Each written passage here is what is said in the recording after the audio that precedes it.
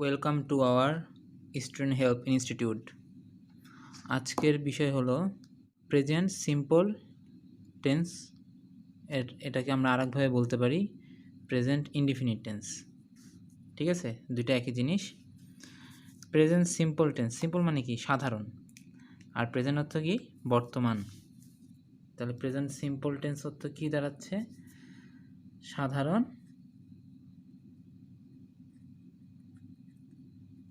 সাধারণ বর্তমান কাল। ঠিক আছে, তাহলে কি দাঁড়ালো?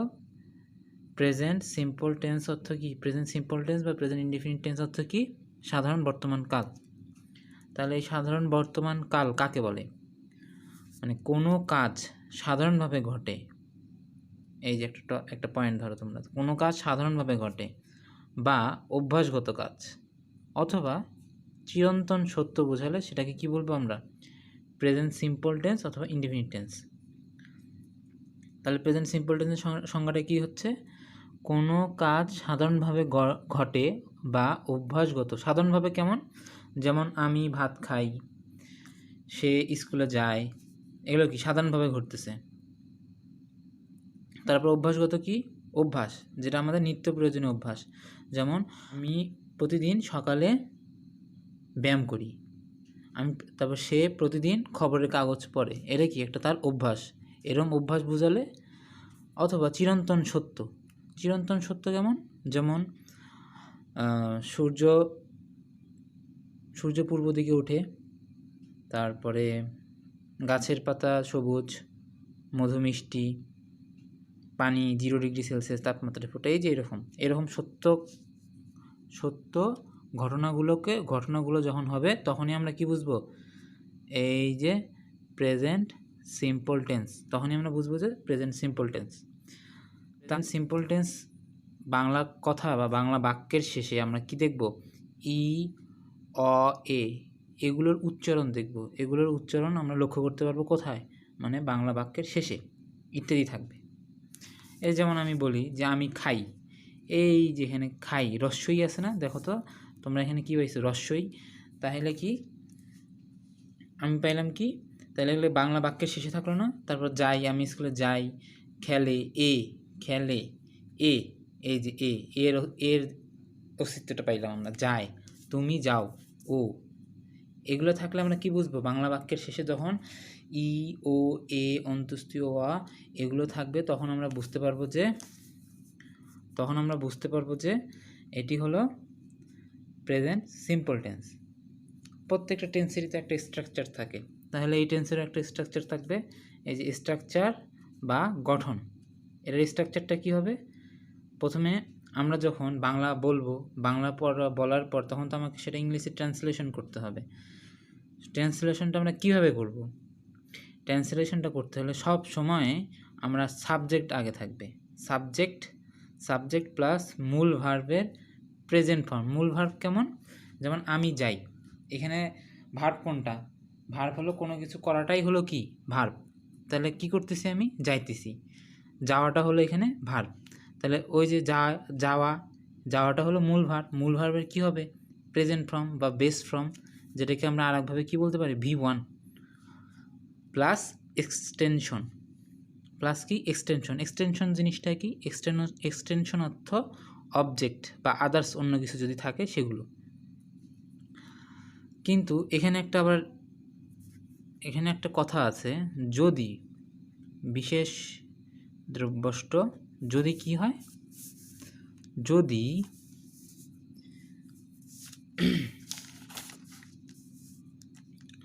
যদি সাবজেক্ট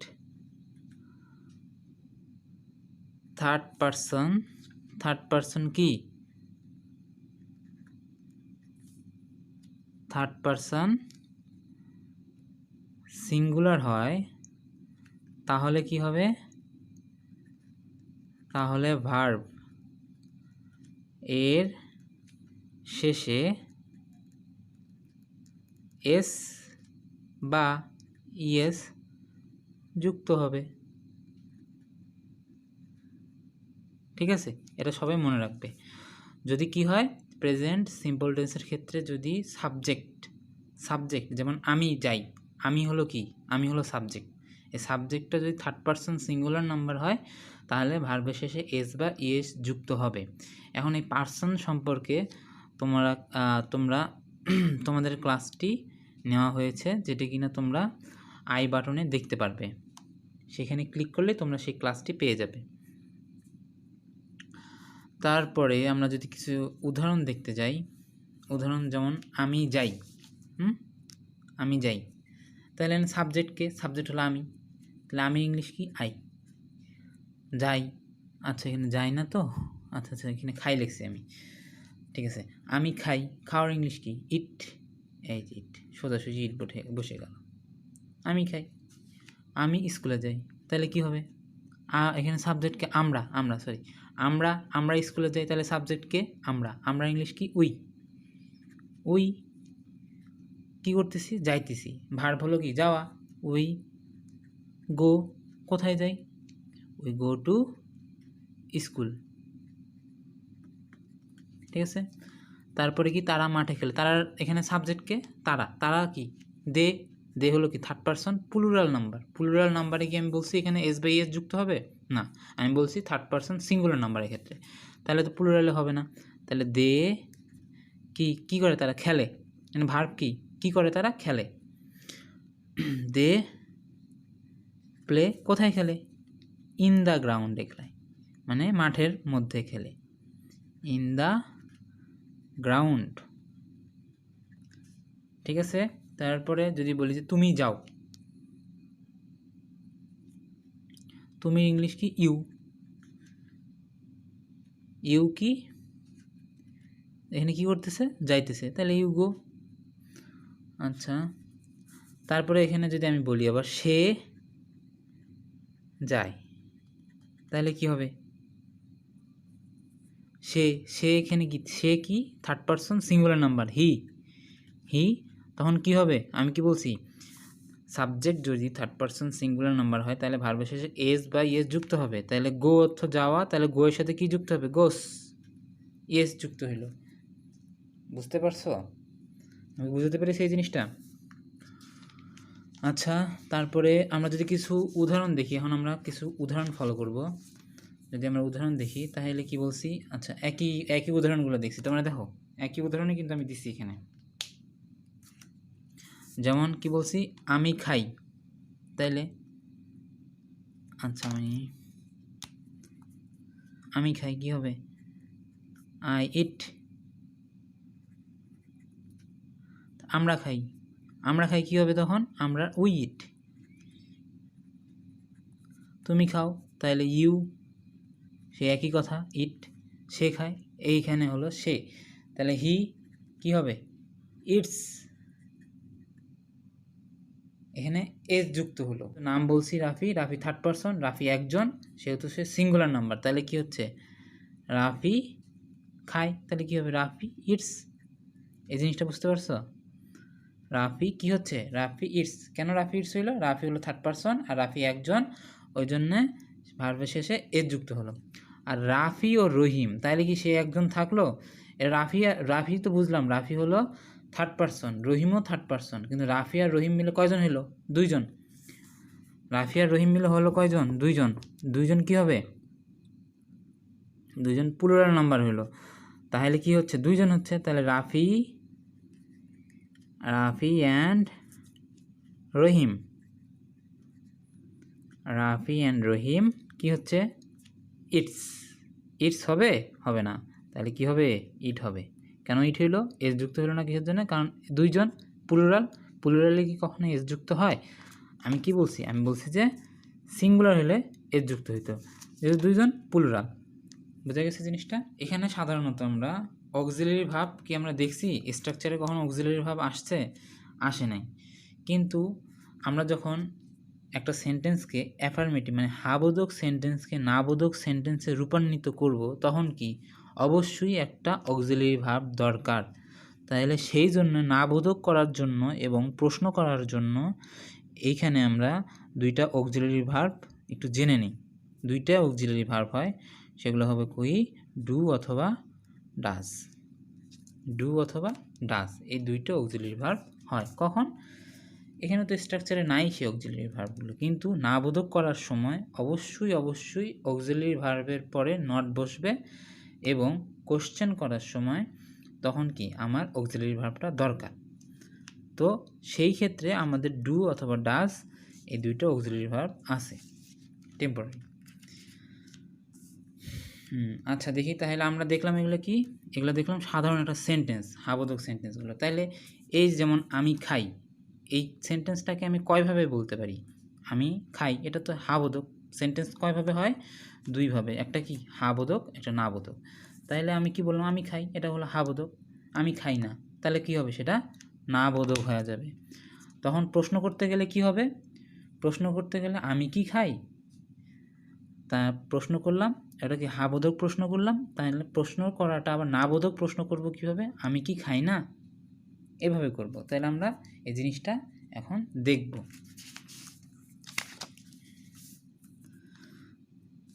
যে বলছিলাম যে প্রত্যেকটা সেন্টেন্সকে আমরা সাধারণত দুইভাবে এভাবে ডিফাইন করা যায়, যে অ্যাফার্মেটিভ, নেগেটিভ, হাবোধক, না বোধক। তাহলে আমরা নেগেটিভের একটা স্ট্রাকচার জেনে নিই। নেগেটিভের একটা স্ট্রাকচার যদি না জানি তাহলে আমাদের বুঝতে অনেকটা প্রবলেম হয়ে যাবে, প্রবলেম ফেস করব। আমরা এই যে স্ট্রাকচারটা যে আমরা দেখলাম, এটা কি? এটা হলো হাবোধকের স্ট্রাকচার। এইভাবে বলার দরকার নাই, আমি শুধু নাবোধক হাবোধক দেখাচ্ছি, তো এই জন্য আমি এটা হাবোধক লিখলাম। তাছাড়া এটা হলো মূল স্ট্রাকচার, এই জিনিসটা হলো মূল স্ট্রাকচার। যখন আমরা না বোধক করি, না বোধকটা এটা সবার ক্ষেত্রেই না বোধক করতে গেলে কি হবে? না বোধক মানে কি? নেগেটিভ স্ট্রাকচারটা কি হচ্ছে? তাহলে কি সাবজেক্ট হবে প্লাস, আর কি হবে? সাবজেক্ট হবে প্লাস অক্সিলারি ভার্ব হবে, অক্সিলারি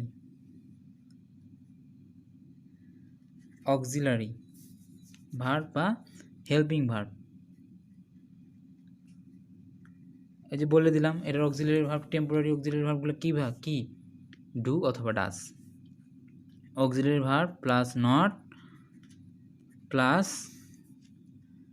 মেইন ভার্ব মানে কি? মূল ভার্ব।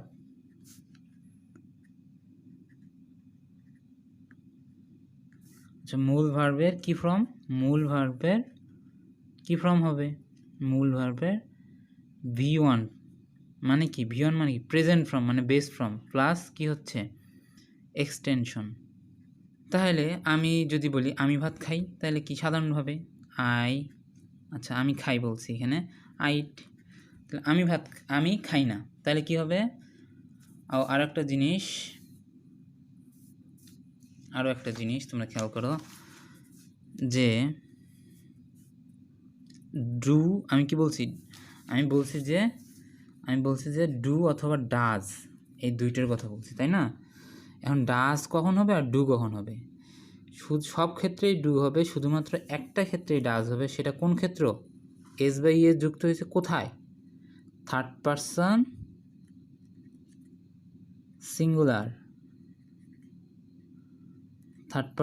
সিঙ্গুলারের ক্ষেত্রে কি হচ্ছে? ডাজ নট হবে, মনে থাকবে।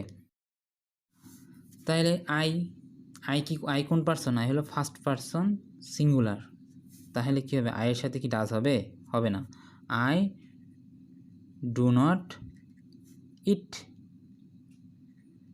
শেষ। আমি কি খাই না? প্রশ্ন করলে কি হয়? অক্সিলারি ভার্বটা সামনে চলে আসে, তারপর অক্সিলারি ভার্ব সামনে চলে আসে, ডু আই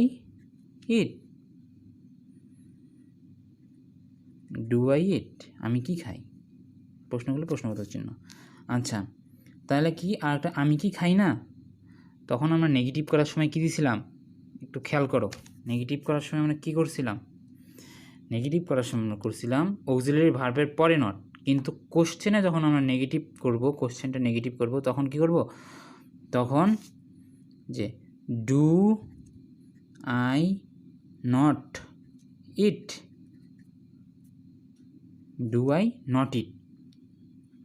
আমি কি খাই না, তাহলে সাবজেক্টের পরে নট বসলো। কিন্তু সাধারণ আমরা যখন কোশ্চেনের ক্ষেত্রে যখন নেগেটিভ করি, তখন সাবজেক্টের পরে নট বসে, আর সাধারণ যখন আমরা নেগেটিভ করি তখন কি সাবজেক্ট আর অক্সিলারি ভার্বের সাথেই নট বসে, এটা অবশ্যই মনে রাখবে। সে যায়, তাহলে কি হি গোস, হি কী হলো, হি গোস ইয়ের যুক্ত হয়ে গেল। তারপরে আমি যখন নেগেটিভ করছি তখন কি হবে, হি ডাজ নট গো। এইখানেই হলো খেয়াল করার বিষয়, এখানে একটু মনোযোগ দিয়ে খেয়াল করো। দেখো আমি কি করলাম, অক্সিলারি ভার্ব নিয়ে আসলাম। আগেরটার ক্ষেত্রে কি করছি, অক্সিলারি ভার্ব নিয়ে আসছি, তারপরে নট বসাইছি, তারপরে যা ভার্ব আসলো ঠিক তাই বসাই দিছি। কিন্তু এক্ষেত্রে কি করছি, এক্ষেত্রে যেহেতু থার্ড পারসন সিঙ্গুলার নাম্বার সেজন্য ডাজ নিয়ে আসছি, বাট কিন্তু এই যে এই ইএসটা কি এখানে আর থাকলো না। মূল ভার্বের সাথে যখন আমি ডাজ আনবো তখন আর সেই মূল ভার্বের সাথে ইএস বা এস থাকবে না, না থেকে সেটা কি করলো, এই ডাজের কাছে চলে আসলো সেই ইএসটা। বুঝে গেছে? এটা খেয়াল করবা, খেয়াল করে জিনিসটা বারবার প্র্যাকটিস করবা, তাহলে তোমরা জিনিসটা সহজে রপ্ত করতে পারবা।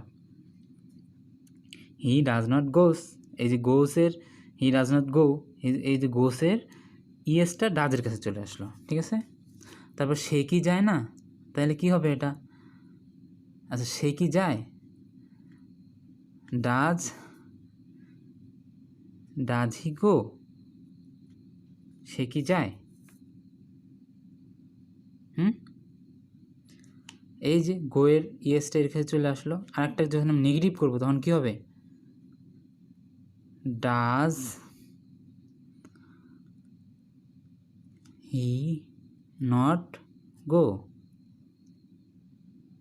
ঠিক আছে, বুঝতে পারছো যে যখন আমি কোশ্চেন করলাম অক্সিলারি ভার্বটা সামনে অবশ্যই চলে আসলো, কিন্তু ডাজের পরে কিন্তু অক্সিলারি ভার্বের পরে নট বসলো না। অক্সিলারি যখন কোশ্চেন করবো তখন অক্সিলারি ভার্ব বসবে, তারপরে সাবজেক্ট বসবে, তারপরে নট বসবে, তারপরে মূল ভার্বটা বসবে। আশা করি তোমরা বুঝেছ। সূর্য পূর্ব দিকে ওঠে, বলো তো সূর্য পূর্ব দিকে ওঠে, কখনো কি কেউ বলতে পারবে সূর্য পশ্চিম দিকে ওঠে? কোনোদিন শুনছো সূর্য পশ্চিম দিকে উঠছে? কখনোই না। তাহলে সেটা কি, এটা চিরন্তন সত্য, এটা কেউ কখনো পাল্টাতে পারবে না। তাহলে চিরন্তন সত্য হইলেই সেটা কি হবে, চিরন্তন সত্য হইলেই সেটা হলো প্রেজেন্ট সিম্পল বা ইনডিফিনিট টেন্স। আর স্ট্রাকচারটা ঠিক একই রকম হবে, যেহেতু প্রেজেন্ট সিম্পল টেন্স তার স্ট্রাকচারটা কি হবে, এই যে ঠিক এই স্ট্রাকচারটা ফলো করবে, ঠিক আছে। তাহলে কি সূর্য পূর্ব দিকে ওঠে, দ্য সান হলো নাম, তাহলে এটা কি থার্ড পারসন সিঙ্গুলার নাম্বার, তাহলে কি দ্য সান রাইজেস। এই যে এখানে কি হলো RISES, থার্ড পারসন সিঙ্গুলার, এই জন্য কী হলো এস যুক্ত হলো। দ্য সান রাইজেস কোথায়, ইন দ্য, কোন দিকে ওঠে, ইস্ট। বুঝতে পেরেছ? পানি 0 ডিগ্রি সেলসিয়াস তাপমাত্রায় ফোটে, এটা হলো চিরন্তন সত্য। তাহলে কি হচ্ছে, দ্য ওয়াটার হলো থার্ড পারসন সিঙ্গুলার নাম্বার, আর থার্ড পারসন সিঙ্গুলার নাম্বার বিধায় কী হবে, মূল ভার্বের সাথে এস বা ইএস যুক্ত হবে। তাহলে মূল ভার্ব কোনটা, পানি কি করতেছে, কি করছে, পানি জমাট বাঁধছে। জমাট বাঁধার ইংলিশ কি, ফ্রিজ, FREEZE, ফ্রিজ। লাস্টে কী হবে, এটা ভার্বের লাস্টে কি হচ্ছে, এস যুক্ত হয়ে গেল। আচ্ছা এস আর ইএস কখন যুক্ত হয়, এটা যদি তোমরা কনফিউশনে পড়ো তাহলে দেখবা যে যেগুলো ভার্বের শেষে আছে সেগুলোর শেষে শুধুমাত্র এস যুক্ত হবে, আর যেগুলোর শেষে নাই, যেমন আমি যদি বলি গোয়ের ওখানে কি কিছু আছে, শেষে কিছু আছে, তাহলে কি হবে, গোয়ের এখানে শেষে যেহেতু নাই তাহলে কি হচ্ছে, তাহলে গোস। আর এইটার দেখো একটা জিনিস খেয়াল করো, ফ্রিজের শেষে আছে এই জন্য এস যুক্ত করে দিছি। এগুলো ম্যাক্সিমাম টাইমে এরকম এই নিয়মটা ফলো করে। আচ্ছা যাক, তারপরে the water freezes at 0 degree Celsius temperature, মানে তাপমাত্রা।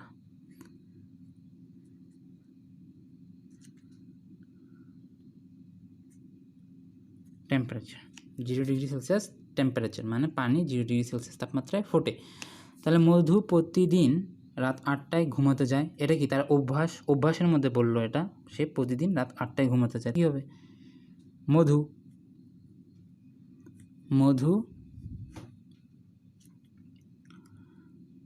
মধু কি করতে যায়? ঘুমোতে যায়। তাহলে আমরা জানি কি সাবজেক্ট প্লাস ভার্ব কী করতেছে? সে যাচ্ছে। কোথায় যাচ্ছে? ঘুমোতে যাচ্ছে। মধু যাওয়াটা এখানে সে তার ভার্ব, মধু সাথে ইয়েস যুক্ত হলো মধু গোস। মধু বিছানায় যায় কয়টায়? 8টায়। At 9 PM। কি সাথে কি আছে? প্রতিদিন। প্রতিদিন ইংলিশ কি? এভরিডে। সে প্রতিদিন রাত 8টায় আচ্ছা আমি 9টায় লিখছি। আচ্ছা রাত 8টায় ঘুমোতে যায়। ঠিক আছে? আচ্ছা, সে স্কুলে যায় না। হি স্কুলে যায় না। এখানে ভার্ব কোনটা? যাওয়া। মানে কি করছে? যাইতেছে না। হি ডাজ নট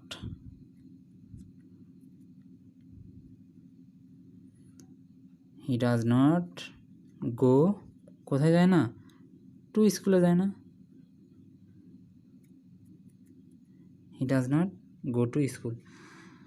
আসলে আমার এখানে জায়গার স্বল্পতার কারণে অনেক ক্ষেত্রে অনেক কিছু ভালো মতন সুন্দরভাবে লিখতে চাইলেও হচ্ছে না। আসলে আমি তো মোবাইল দিয়ে করতেছি, তো অনেক একটা যাক, সেটা পরে আস্তে আস্তে ঠিক হবে। তোমরা দেখো, তুমি প্রতিদিন স্কুলে যাও। তাহলে এটা কী হবে? এটাও কি তার একটা প্রতিদিনের একটা অভ্যাসগত কথা বলছে। তুমি প্রতিদিন স্কুলে যাও। তাহলে তুমি ইংলিশ কি? You go. কেন গো হইলো? এটা কারণ কি? ইউ হলো সেকেন্ড পারসন। You go. কই যাচ্ছে? You go to school.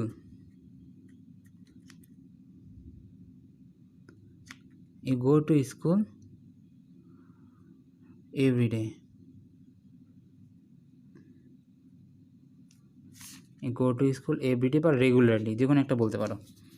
আচ্ছা, আমি মাঠে খেলতে যাই। I go to play। আমি খেলতে যাই in the field। বুঝতে পেরেছ? আচ্ছা, এখন আমি তোমাদের টেস্ট করব, দেখি তোমরা কতটুকু শিখলে। আমি একটা সেন্টেন্স এখানে লিখছি। এখানে তার নেগেটিভ কী হবে, তার কোশ্চেন কী হবে, তার নেগেটিভ কোশ্চেনটা কী হবে, তোমরা তা এখন বের করবে। তোমরা ভিডিওটা পজ করে এর অ্যান্সারটা দেওয়ার চেষ্টা করো। আশা করি তোমরা সব এটা খাতায় লিখেছো। দেখে তোমরা এখন মিলিয়ে নাও ঠিক হচ্ছে কি না তোমাদেরটা। তাহলে রাফি টেক্সটি, রাফি চা, এখানে টেক্সট। রাফি হলো থার্ড পারসন সিঙ্গুলার নাম্বার, এই জন্য এস যুক্ত হয়েছে। তাহলে এখানে নেগেটিভটা কী হবে? নেগেটিভে রাফি, বুঝলাম, রাফি, তারপরে অক্সিলারি ভার্ব প্লাস নট। এখানে অক্সিলারি ভার্ব কোনটা হবে? ডাজ হবে। কিসের জন্যে? কারণ থার্ড পারসন সিঙ্গুলারে ডাজ হয়। Does not. এখানে টেক হবে না টেক্স হবে? বলো তো, TAKE টেক হবে না টেক্স হবে? এস কি যুক্ত করবো না, কারণ কি এক্সটা তো এখানে চলে আসলো, ডাজের কাছে তো চলে আসলো। Rafi does not take tea. তাহলে যদি কোশ্চেন করি তাহলে কী হবে? কোশ্চেনটা কী হবে? আসলে আমার হাতটা মনে হয় চলে আসাতে অনেকটা ডিস্টার্ব ফিল হচ্ছে তোমাদের। আচ্ছা, কোশ্চেনটা কী হবে? কোশ্চেনের সময় আমরা জানি কি অক্সিলারি ভার্বটা সামনে বসে। অক্সিলারি ভার্ব কি? ডাজ। তাহলে ডাজ, তারপর কি হবে? Does Rafi take tea? Rafi কি চা খায়?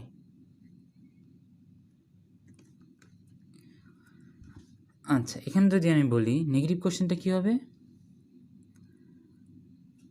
Does not Rafi take tea.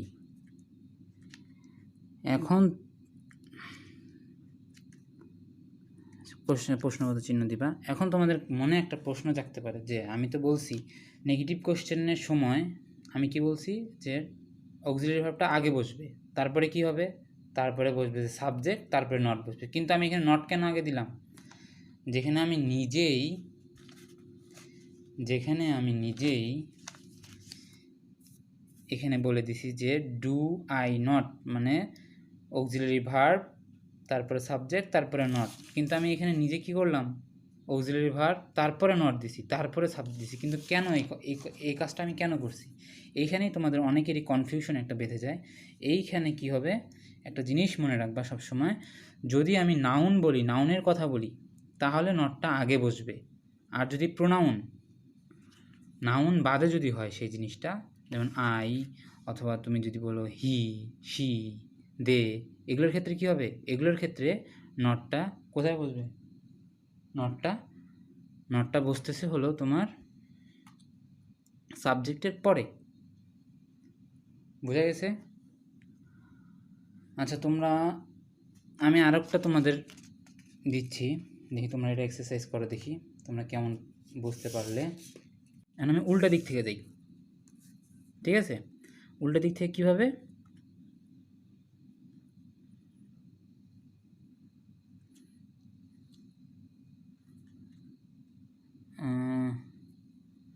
আচ্ছা,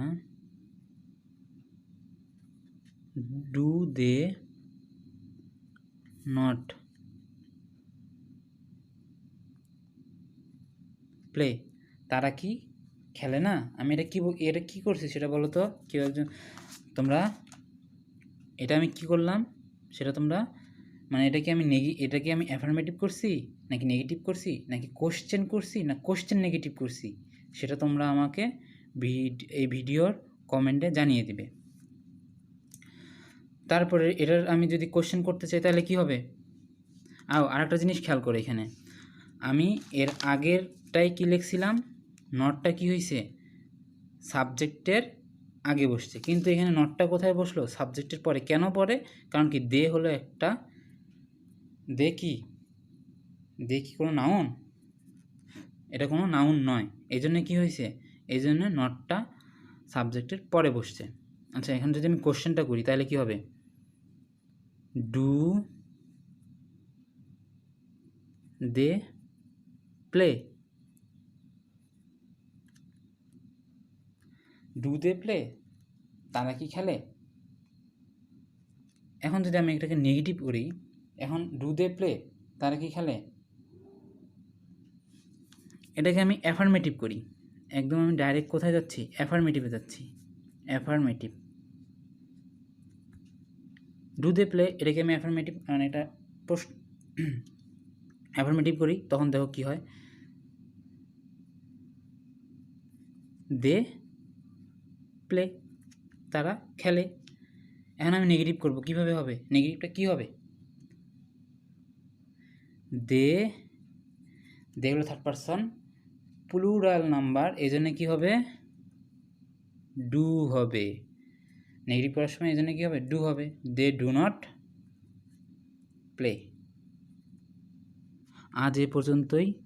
তোমাদের ভিডিওটির মধ্যে যদি কোনো একটা টপিকস বা কোনো একটা বিষয় বুঝতে সমস্যা হয় তাহলে তুমি আমাদের কমেন্ট করে সেই জিনিসটা বলবে, আমরা অবশ্যই তোমার সেই অ্যান্সারটা দেওয়ার চেষ্টা করব, তোমার যে প্রবলেমটা সেটা সলিউশন করার দেওয়ার চেষ্টা করব। ভিডিওটির মাধ্যমে যদি তোমার বিন্দুমাত্র উপকৃত হয়ে থাকো তাহলে তুমি এই ভিডিওটি তোমার সহপাঠীদের সাথে শেয়ার করবে, এবং ভিডিওটি ভালো লাগলে অবশ্যই লাইক কমেন্ট করে জানা। এরকম ভিডিও পেতে চ্যানেলটিকে সাবস্ক্রাইব করবে এবং পাশে থাকা বেল আইকনটিকে বাজিয়ে দেবে।